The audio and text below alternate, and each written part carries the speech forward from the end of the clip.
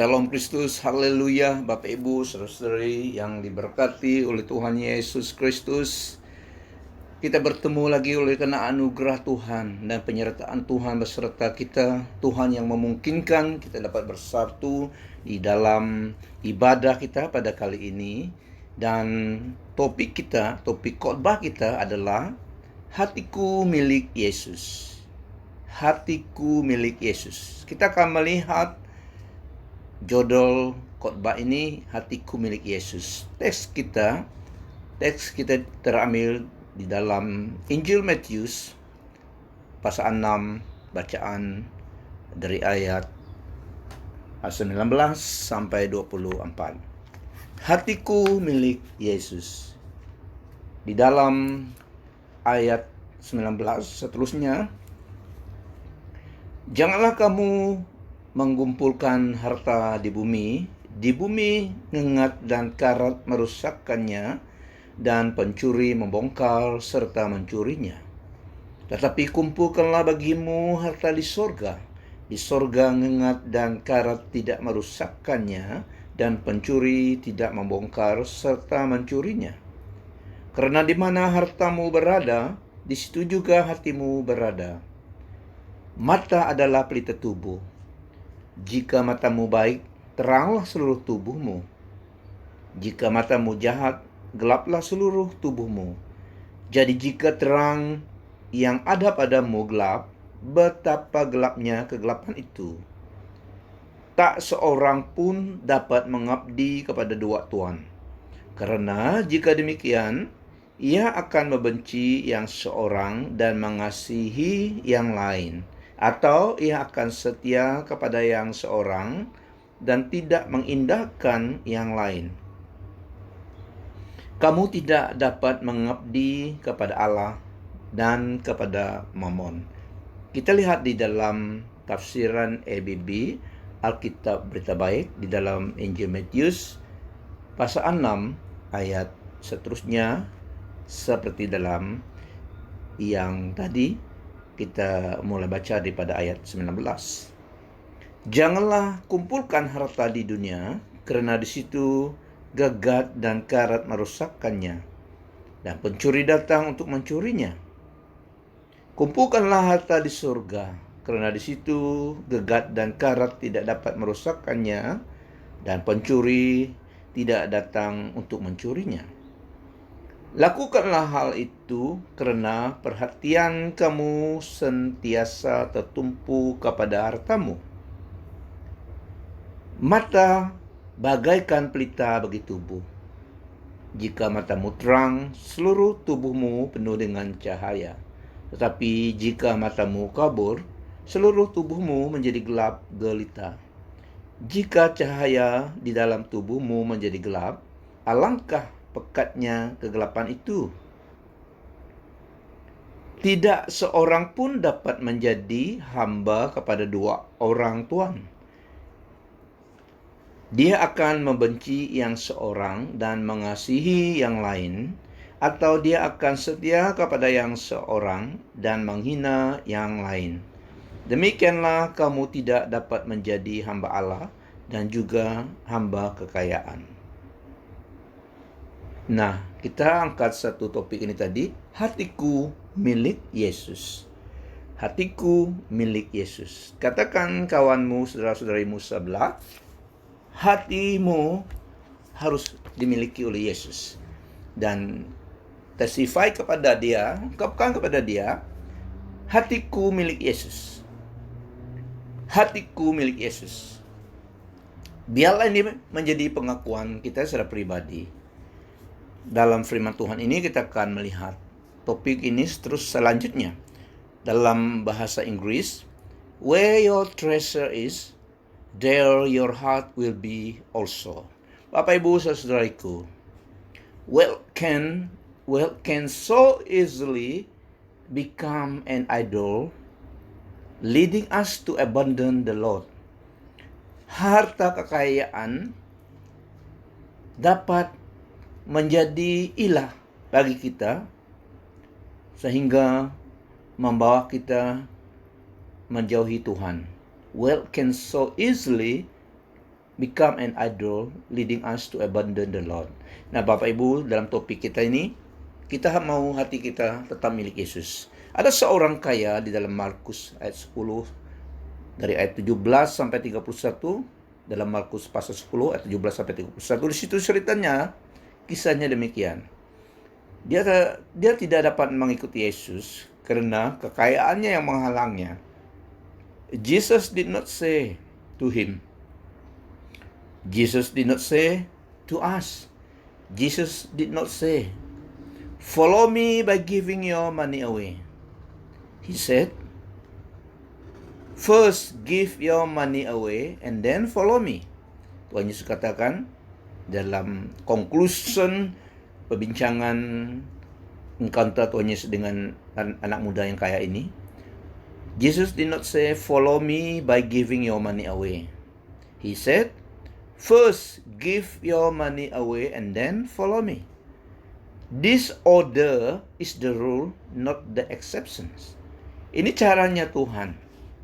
Karena begitu besar kasih Allah akan dunia ini, sehingga yang mengaruniakan anaknya yang tunggal, yaitu Yesus Kristus, supaya setiap orang yang percaya kepadanya tidak binasa, melainkan beroleh hidup yang kekal. Nah, Bapak Ibu, seterusnya, persoalan pribadi bagi kita, apakah Tuhan memerlukan keuangan kita? Apakah Tuhan memerlukan keuangan kita?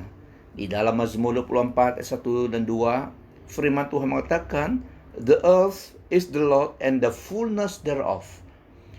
Bumi, segenap bumi ini miliknya Tuhan dan segala sesuatu yang ada di dalamnya. Maksudnya, segala sesuatu dalam ciptaan Tuhan, dalam ciptaan Allah Tuhan kita, Yesus Kristus adalah miliknya. Termasuk kita, harta benda kepunyaan kita, hidup kita. Dalam renungan ataupun khotbah kita kali ini, apakah Tuhan memerlukan keuangan kita? Dan seterusnya kita akan dalam satu soalan lagi dan kenyataan lagi. Memberi adalah satu sifat Tuhan, seperti dalam Yohanes 3 ayat 16 tadi sampai 18. Karena begitu besar kasih Allah kan dunia ini sehingga Ia mengaruniakan anaknya yang tunggal, supaya setiap orang yang percaya kepadanya tidak binasa, melainkan beroleh hidup yang kekal. For God so loved the world that He gave His one and only begotten Son. For God so loved the world, He gave. Memberi adalah satu sifat Tuhan. Memberi adalah satu sifat Tuhan, seperti dalam Yohanes 3 yang telah kita baca tadi. Tuhan Yesus juga mengatakan dalam ayat yang kita telah baca tadi, karena di mana hartamu berada, di situ juga hatimu berada. Ayat 21 tadi. Karena di mana hartamu berada, di situ juga hatimu berada. So, di manakah kita investkan keuangan kita? So, di mana kita investkan keuangan kita? Itu menunjukkan prioritas kita, keutamaan dalam hidup kita. Di mana kita investkan keuangan kita, itu menunjukkan prioritas kita. Itu menunjukkan keutamaan kita. Karena Tuhan Yesus berkata, karena di mana hartamu berada, di situ juga hatimu berada. Biarlah hati kita milik Yesus. Yang seterusnya, memberi membawa kita dekat dengan Tuhan. Our giving bring us closer to God. Memberi membawa kita dekat dengan Tuhan. Karena di mana kita invest keuangan kita menunjukkan prioritas kita. Giving is an antidote bagi materialism. Memberi adalah obat bagi materialism. Giving is an antidote bagi materialism. Materialism maksudnya orang materialism maksudnya ini orang yang fokus mereka berpusat kepada diri sendiri dan bersifat serakah. Hoarding, bersifat serakah. Materialism fokusnya berpusat kepada diri sendiri dan bersifat serakah. Hanya mau mengambil dan menerima saja. Yang seterusnya, Bapak Ibu Saudaraku yang diberkati oleh Tuhan, kita memberi merupakan respon iman dan kasih kita kepada Tuhan yang terlebih dahulu memberi kepada kita. Saya ulangi, kita memberi merupakan respon iman dan kasih kita kepada Tuhan yang terlebih dahulu memberi kepada kita. Perhatikan satu statement ini. Kita dapat memberi tanpa kasih, namun kita pasti akan memberi kalau kita memiliki kasih. Saya ulangi. Kita dapat memberi tanpa kasih, namun kita pasti akan memberi kalau kita memiliki kasih. Tuhan Yesus berkata, Jesus said, "If you love me, you will obey my commands." If you love me, you will obey my commands. Jika engkau mengasihiku, kata Tuhan Yesus, kamu akan taati dan ikuti perintah-perintahku. Saya ulangi statement ini. Kita dapat memberi tanpa kasih, namun kita pasti akan memberi kalau kita memiliki kasih. Haleluya. Dan seterusnya, memberi adalah benih yang kita tabur sehingga dapat menghasilkan tuaian. Saya ulangi, memberi adalah benih yang kita tabur sehingga dapat menghasilkan tuaian. Seperti dalam Kejadian 26 ayat 12 sampai 13. Kita akan lihat ini sejenak dalam Kejadian pasal 26 Bacaan ayat 12 sampai 13. Maka menaburlah Ishak di tanah itu, dan dalam tahun itu juga ia mendapat hasil 100 kali lipat, sebab ia diberkati Tuhan. Dan orang itu menjadi kaya, bahkan kian lama kian kaya, sehingga ia menjadi sangat kaya. Wow, ini adalah karena diberkati oleh Tuhan.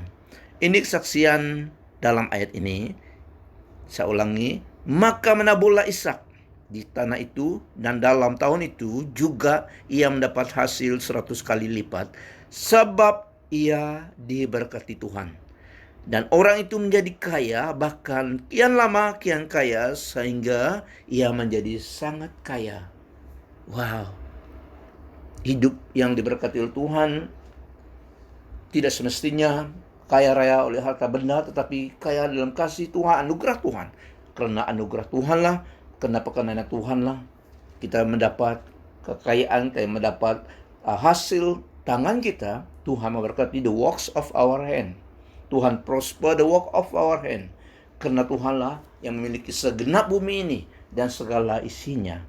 Dan di dalam 2 Korintus 9 ayat 6, kita baca satu ayat ini. 2 Korintus 9 ayat 6 yang berkata, camkanlah ini, orang yang menabur sedikit akan menuai sedikit juga, dan orang yang menabur banyak akan menuai banyak juga. Allah adalah Allah yang adil. We cannot outgive God. We can never outgive God. Segenap bumi ini miliknya Tuhan Allah kita, dan segala isinya. Camkanlah ini, orang yang menabur sedikit akan menuai sedikit juga, dan orang yang menabur banyak akan menuai banyak juga. Di mana hartamu berada, di situ juga hatimu berada, kata Yesus. Karena di mana hartamu berada, di situ juga hatimu berada. Di mana Tuhan memberkati hidup kita dengan harta benda, kekayaan, hasil tangan kita, God prosper the work of our hand. Biarlah hati kita tetap milik Yesus. Biarlah dia tetap keutamaan hidup kita. Seterusnya, dalam Amsal 11 ayat 25 memberi statement ini, siapa yang banyak memberi akan diberi kelimpahan.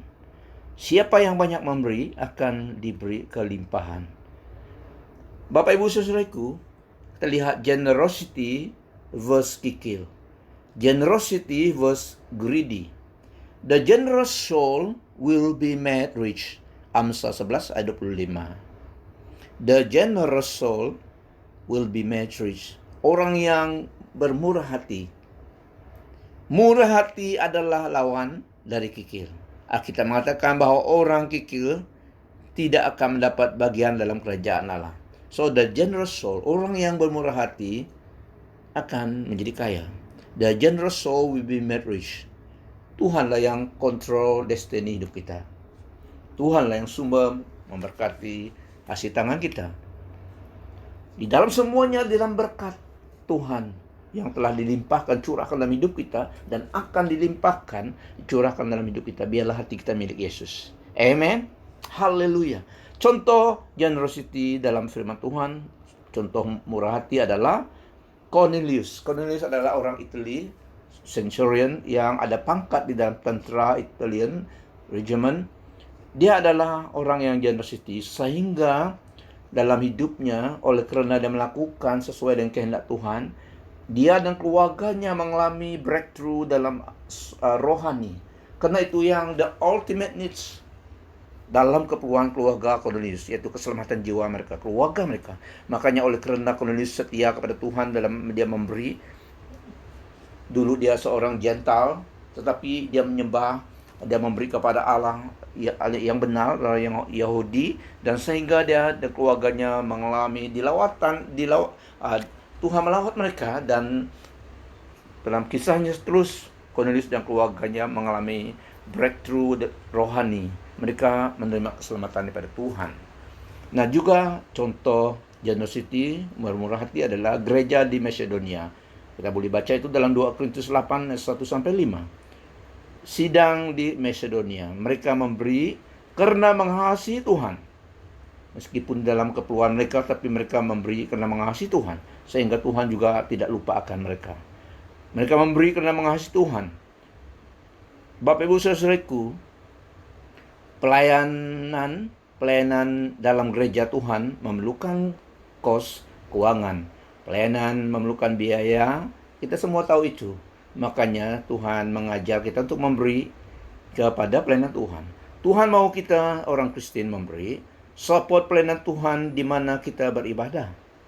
Kita diajar untuk setia di dalam keuangan kita. Itu juga tanda kedewasaan iman dan kasih kita kepada Tuhan. Pelayanan Tuhan, termasuk hamba Tuhan, pastor gereja kita yang Tuhan beri kepercayaan untuk memberikan makanan rohani, pelindungan rohani kepada kita. Nah, spiritual breakthrough boleh terjadi kepada kita dalam kita setia memberi kepada Tuhan dari segi keuangan kita. Contohnya Cornelius. Dan soalan bagi kita sebelum kita berdoa, biarlah kita ponder dalam hati kita. Yang pertama, apakah Anda sudah menjadi seorang yang bermurah hati? Apakah Anda sudah menjadi seorang yang generous? Yang kedua, apakah motif Anda selama ini dalam soal memberi? Apakah motif saya selama ini dalam soal memberi? Apakah Anda senang memberi ketika gereja Anda memerlukan keuangan dana dan sebagai tanggung jawab kita di mana kita beribadah? Apakah Anda seorang yang senang memberi sesuai dengan firman Tuhan? Seberapa konsisten Anda dalam hal memberi, dalam hal menambul? Seberapa konsistenkah Anda dalam hal memberi, dalam hal menambul?